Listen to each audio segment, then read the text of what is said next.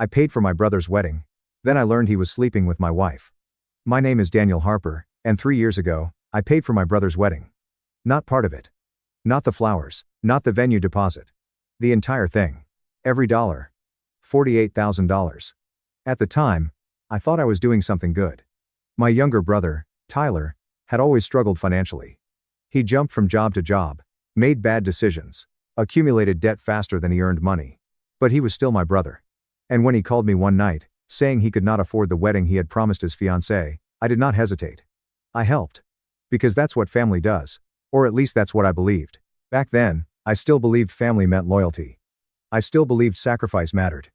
I still believed the people closest to me cared about me. I was wrong. Terribly wrong. The truth was that while I was paying for Tyler's dream wedding, he was secretly destroying my marriage. And I would not discover it until it was almost too late. At the time, my life looked perfect from the outside. I owned a successful home renovation company in Denver. My wife, Melissa, and I had been married for 8 years. We had a beautiful house. A comfortable life. No children yet, but we were trying. Most people probably envied us. I certainly thought I was lucky. Melissa was smart, beautiful, and outgoing. She could walk into any room and instantly become the center of attention. People loved her. Including my family. Especially Tyler. Looking back, maybe that should have been my first warning. Tyler and Melissa got along unusually well. At first, I considered it a blessing. Most families struggle with in-laws. Mine seemed effortless.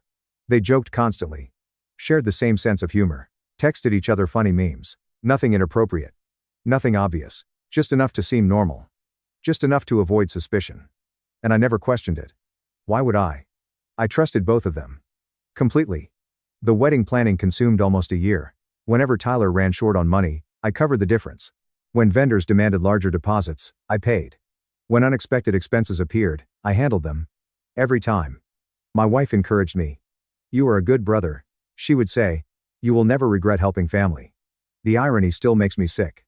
3 months before the wedding, I noticed something strange. Nothing dramatic. Just small things. Melissa smiling at her phone late at night. Tyler suddenly calling more often. Conversations stopping when I entered a room. The kinds of details people ignore. The kinds of details that seem meaningless until later. Until you know the truth. Then every memory becomes evidence. One Saturday afternoon, Tyler came over to discuss wedding expenses. We sat on the patio drinking beer. Melissa joined us. The conversation was normal. Then Tyler made a joke. Melissa laughed so hard she nearly spilled her drink. Not unusual. Except for what happened next. They looked at each other. Just for a second, a look. A silent understanding, gone almost instantly. But something about it bothered me. I could not explain why. I could not define it. I just felt it. Like a tiny crack forming beneath my feet. That night, I asked Melissa about it. She laughed. "You are jealous of your own brother?" I laughed too. Because the idea sounded ridiculous. Tyler? My brother? The kid I had protected his entire life? Impossible. I apologized. And she kissed my forehead. Told me I was imagining things. So I convinced myself she was right. That was my biggest mistake. As the wedding approached, Tyler became increasingly stressed. Money issues. Vendor issues. Guest list issues. Every problem landed on my desk. And every time, I solved it. I wanted his wedding day to be perfect. I wanted him to have opportunities I never had. What I did not realize was that while I was building his future, he was quietly dismantling mine. The first real warning came 6 weeks before the wedding. I returned home early from work. A client had canceled. I figured Melissa would be surprised. She usually worked from home on Fridays. When I walked inside, the house was silent. No television. No music. Nothing. Then I heard footsteps upstairs. I called out her name. No answer. A few seconds later, Melissa appeared at the top of the stairs. She looked startled. Almost frightened. Then she smiled. A little too quickly. "You are home early." Something felt wrong, very wrong. But I did not know why. Not yet. Later that evening, I noticed a second coffee mug in the sink. Not unusual. Except Melissa did not drink coffee. And I had not been home all day. When I asked about it, she immediately answered. "My friend Sarah stopped by." Simple explanation. Reasonable explanation. The kind of explanation liars depend on. A week later, Tyler accidentally left his phone on my kitchen counter. He rushed back 10 minutes later to retrieve it. Again, nothing unusual, except his panic seemed excessive. Almost desperate, like someone terrified another person might see something. At the time, I ignored it. Today, I wish I had not. Because the truth was already there. hidden in plain sight, waiting for me, and within a matter of weeks, one unexpected discovery would reveal that the brother whose wedding I was funding had been sleeping with my wife for nearly a year. And the wedding I paid for? It was about to become the most expensive mistake of my life. The truth found me by accident. Not through a confession. Not through a private investigator. Not through some dramatic confrontation. It came from a simple text message. One message that was never meant for me to see. And once I saw it, my life would never be the same. 2 weeks before Tyler's wedding, Melissa asked me to help her choose a new laptop. Her old one was slowing down. As someone who handled most of the technology in our house, I agreed. The following Saturday, we went shopping. By evening, she was busy transferring files from her old computer to the new one. At some point she left to take a shower. Her phone remained on the kitchen island, face up. Unlocked. I was not snooping. At least not intentionally. I was making coffee when a message appeared on the screen. One sentence. One notification. One mistake. I missed last night already. My stomach tightened immediately. The sender's name was not visible because only part of the notification appeared. But something felt wrong. Very wrong. I stared at the screen, trying to convince myself there was a reasonable explanation. A friend. A coworker. Someone harmless. Then another message appeared. Cannot wait until after the wedding. The coffee mug slipped slightly in my hand. After the wedding? Whose wedding? There was only one wedding everyone was talking about. Tyler's. My heart started pounding. I told myself not to overreact. Do not jump to conclusions. Do not become paranoid. But the feeling would not leave. The same feeling I had been ignoring for months. The same feeling I had laughed off whenever it appeared. This time, I could not ignore it. When Melissa came downstairs, I watched her carefully. Every smile felt rehearsed. Every word felt artificial. Every glance felt suspicious. For the first time in our marriage, I wondered if I actually knew my wife at all. That night I barely slept. The next morning, I made a decision. A decision I hated. A decision that filled me with guilt. But I needed answers. And if nobody was going to tell me the truth, I would find it myself. The following week presented an opportunity. Melissa left her laptop at home while meeting friends for lunch. I sat in my office staring at it for nearly 30 minutes. Part of me wanted to walk away. Part of me wanted to trust her. But trust only works when both people deserve it. And deep down, I already suspected she did not. I opened the laptop. The password had not changed. It was still our wedding anniversary. That fact alone nearly made me laugh. The woman betraying me was using our anniversary date to protect her secrets. Most of what I found looked normal. Photos. Documents. Work files. Nothing unusual. Then I opened the messaging application. And found an archived conversation. One hidden conversation. No name. Just initials. Th. Tyler Harper. My brother. For several seconds I simply stared. Unable to move. Unable to breathe. Unable to believe what I was seeing. Then I clicked. The conversation opened. Hundreds of messages appeared. Months of messages. Nearly a year's worth. My hands started shaking. I scrolled upward, and immediately wished I had not. There were jokes. Flirting. Private conversations. Inside references. Late-night messages. Photos. Plans. Secrets. The kind of conversations married people should never have with someone else. Especially not with their spouse's sibling. Then I found the message that shattered everything. Tyler. Sometimes I wish I met you before Daniel did. Melissa. Me too. I felt physically sick. I closed my eyes. Then opened them again, hoping the words would somehow change. They did not. I kept reading. Every message hurt more than the last. The relationship was not recent. It was not accidental. It was not emotional confusion. It was an affair. A full-blown affair. One that had existed right under my nose. Then I found something worse. Much worse. A conversation from 6 months earlier. Tyler. Do you think he suspects anything? Melissa. No.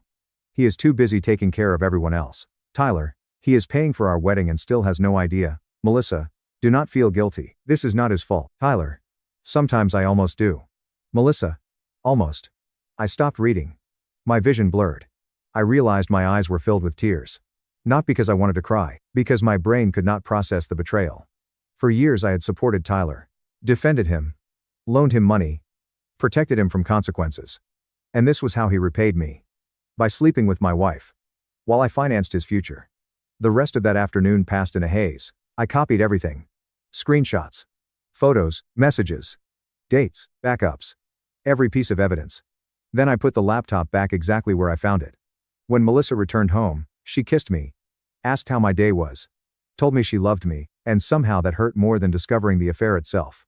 Because every word was a lie. That evening Tyler came over for dinner. I watched him laugh at my table. Drink my beer. Eat food I paid for. Smile at me like nothing was wrong. And for the first time in my life I hated my brother. But I did not confront either of them. Not yet. Because despite everything I had seen, one question remained unanswered. How long had it been happening? And more importantly, was the affair still active? Or had it already ended? The answer arrived 3 days later. And it would prove the betrayal was even worse than I imagined. Because Tyler was not just sleeping with my wife. He was planning a future with her. A future that did not include me. And they thought they could keep using me until after the wedding. After discovering the messages, I stopped sleeping. Not because I lacked evidence. I had plenty. Screenshots. Photos. Conversations. Proof that my wife and my brother had betrayed me. The problem was something else. I could not understand why. Why would Tyler do this? Why would Melissa risk everything? And most importantly, what exactly were they planning? Because the messages felt unfinished. Like I had walked into the middle of a story. Not the beginning. Not the end. The middle. And I needed the rest. For the next few days, I became someone I barely recognized. Calm on the outside. Broken on the inside. I smiled. Went to work. Answered calls. Met clients. Had dinner with Melissa. Helped Tyler finalize wedding plans. Pretended everything was normal. Meanwhile, every second of every day, my mind was at war. The hardest part was not seeing Melissa. It was not seeing Tyler. It was hearing them laugh together. Knowing what I knew. Watching them act innocent. Watching them look me in the eye. And lie. Again. And again. And again. 3 days after discovering the messages, another opportunity appeared. Melissa left her phone charging in the bedroom while she took a walk. For nearly an hour, the phone remained unattended. Part of me wanted to leave it alone. But that version of me no longer existed. The trusting husband was dead. Melissa had killed him. I unlocked the phone. Immediately opened the message thread. And what I found made my stomach drop.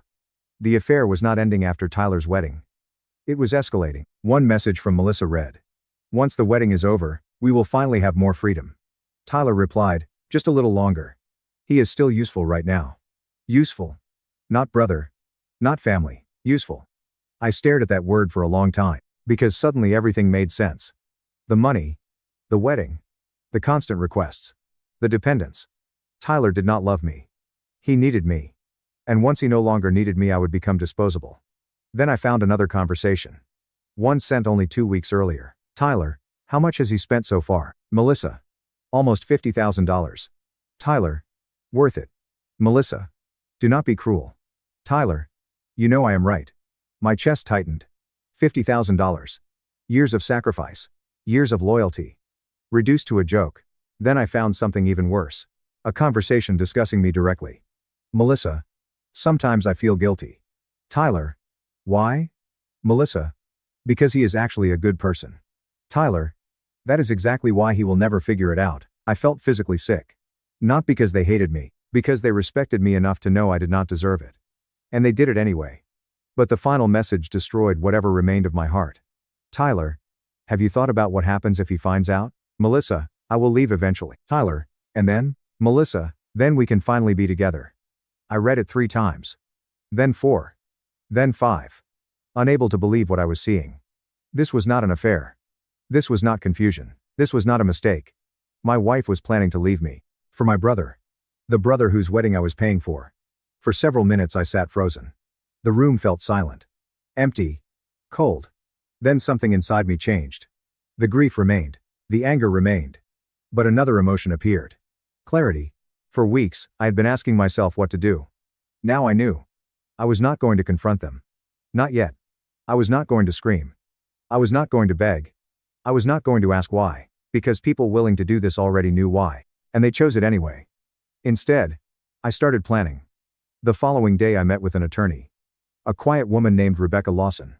Highly recommended. Highly respected. The kind of lawyer who never wasted words. After reviewing the evidence, she looked up. Do they know you know? No. Good. Then she said something that would shape everything that followed. Never interrupt your enemies when they are building their own downfall. I smiled for the first time in weeks. Because she was right. Tyler's wedding was only 18 days away. The venue was booked. Guests were traveling from multiple states. Deposits had been paid. Photographers hired. Caterers scheduled. Everything was locked in. Everything depended on my money. And neither Tyler nor Melissa had any idea that the man funding the entire event had finally learned the truth. Rebecca helped me review every financial record. Every payment. Every contract. Every invoice. Everything connected to the wedding. The deeper we looked, the uglier things became. Tyler had not just accepted my help. He had manipulated me. Repeatedly. Exaggerated costs. Invented emergencies. Requested additional funds that were never needed. Thousands of dollars had disappeared. The wedding was not merely expensive. It was a scam. And suddenly I realized something. The affair was not the only betrayal. The wedding itself was part of it. That evening, Tyler called. Cheerful as always. "Hey, brother." I almost laughed. Brother. The word sounded ridiculous now. "What is up?" I asked. "Just wanted to thank you again." "For what?" "For everything." The irony nearly killed me. Because he had no idea. No idea that I knew. No idea that every lie was about to catch up with him. No idea that the biggest day of his life was about to become a disaster. After we hung up, I opened my laptop. Reviewed the evidence again. The messages. The screenshots. The contracts. The bank records. Everything. Then I looked at the wedding date on my calendar. 18 days. Just 18 days. For the first time since discovering the affair, I was not thinking about what I had lost. I was thinking about what came next. Because Tyler believed he was about to have the perfect wedding. Melissa believed she could continue lying until she was ready to leave. Both of them thought they controlled the story. They were wrong. Very soon, everyone they knew would learn exactly who they were. And when that happened, the wedding I paid for would become the stage for the most humiliating day of their lives. The 18 days before the wedding felt like 18 years. Every morning I woke up next to Melissa. Every evening I listened to Tyler talk excitedly about his future. And every day, I pretended I knew nothing. It was exhausting. But it was necessary. Because the closer the wedding got, the more careless they became. People who believe they have won stop being cautious. And that is exactly what happened. Tyler called constantly. Final guest lists. Seating arrangements. Vendor questions. Last-minute expenses. Every conversation reminded me of one thing. The entire wedding existed because of my money. Without me, there would be no venue, no photographer, no catering, no luxury resort reception. Nothing. And somehow he still believed I was the fool. A week before the ceremony, I met with Rebecca again. She reviewed every piece of evidence one final time. The messages. The financial records. The screenshots. The timeline of the affair. Everything was organized perfectly. Then she asked a simple question. "What outcome do you want?" I thought about it carefully. For a long moment, neither of us spoke. Finally, I answered, "I do not want revenge." She raised an eyebrow. "Then what do you want?" "The truth." Because the truth was enough.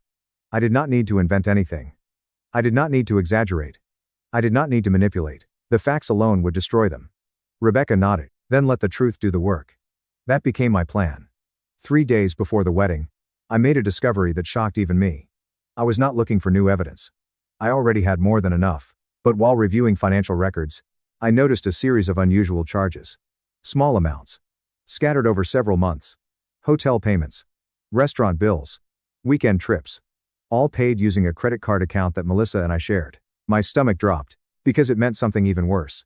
I had not just funded Tyler's wedding. I had unknowingly funded their affair. Thousands of dollars. My money. Paying for hotel rooms where they met. Dinners where they planned their future. Trips where they laughed behind my back. When I showed Rebecca, she stared at the statements in disbelief. Then she slowly shook her head.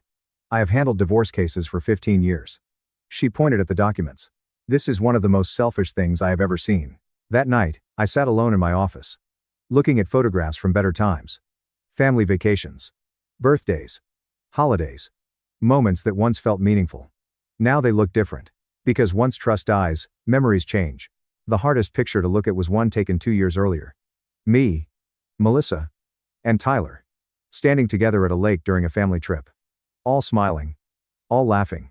At the time, I thought it was a happy memory. Now I knew better. By then, the affair had already started. And I was the only person in the photograph who did not know. The wedding rehearsal arrived. Everyone gathered at the venue. A beautiful mountain resort overlooking the Colorado foothills. Expensive. Elegant. Perfect. Exactly what Tyler wanted. Exactly what I paid for. As I watched him rehearse his vows, I could not help noticing how confident he looked. How comfortable. How relaxed. Because he believed he had everything. The wedding. The admiration. The money. My trust. And my wife. He thought he had won. At one point during the rehearsal dinner, Tyler stood and raised a glass. I want to thank my brother Daniel. The room applauded. I smiled politely. You have always been there for me. More applause. I could not have done any of this without you. Even more applause. The performance was almost impressive. Almost. Then he looked directly at me. And I will spend the rest of my life paying you back. For a second, I nearly laughed. Because by this point, I already knew exactly how much that promise was worth. Nothing. Melissa sat beside me the entire evening. Holding my hand. Smiling. Kissing my cheek occasionally. Playing the role of devoted wife. The woman deserved an Oscar. Later that night, after everyone returned to their rooms, I walked alone through the empty venue. The ballroom lights glowed softly. Tables were arranged perfectly. Flowers decorated every corner. Everything looked beautiful. And tomorrow morning it would become a disaster. The next day arrived. Wedding day. Guests filled the resort. More than 200 people. Friends. Family. Co-workers. Business associates. People from multiple states. Everyone excited. Everyone happy. Everyone completely unaware. Tyler looked confident in his tuxedo. Melissa looked radiant in a blue formal dress. My parents looked proud. The perfect family. The perfect celebration. The perfect lie. Shortly before the ceremony began, I received a text message. From Tyler, "Thank you for everything, brother." I stared at the screen. Then smiled. Because he still had no idea. No idea that the presentation was ready. No idea that every guest would soon learn the truth. No idea that his wedding day was about to become infamous. The ceremony itself proceeded normally. Vows. Applause. Laughter. Photographs. Everything exactly as planned. Then came the reception. The ballroom was packed. Music played. Guests drank champagne. People celebrated. The atmosphere was electric. Eventually, the master of ceremonies approached the microphone. He smiled broadly. "Ladies and gentlemen, before dinner begins, the groom's brother would like to say a few words." Hundreds of faces turned toward me, expecting a heartfelt speech. A funny story. A toast. Instead, I walked calmly to the stage, carrying a small flash drive. Tyler smiled. Melissa smiled. My parents smiled. None of them noticed the projector screen lighting up behind me. None of them noticed their lives were about to change forever. I stepped up to the microphone. Looked across the crowd. Then at Tyler. Then at Melissa. And finally said, "I have spent nearly $50,000 making sure today was perfect." The audience laughed politely. I smiled. "But before we celebrate, there is something everyone deserves to know." Tyler's smile vanished. Melissa froze. And for the first time all day I saw fear. Because deep down, they finally realized something was wrong. Terribly wrong. And within the next few minutes the wedding I paid for would become the moment their entire world collapsed. The ballroom became silent. 200 guests stared at me. Waiting. Smiling. Expecting a heartfelt speech. Instead, they were about to witness the destruction of 2 lives. And the collapse of a lie that had lasted nearly a year. I stood at the microphone. The projector screen glowing. Thank you so much for watching until the end. If you really like our videos, please don't forget to like, share, and subscribe. Have a great day.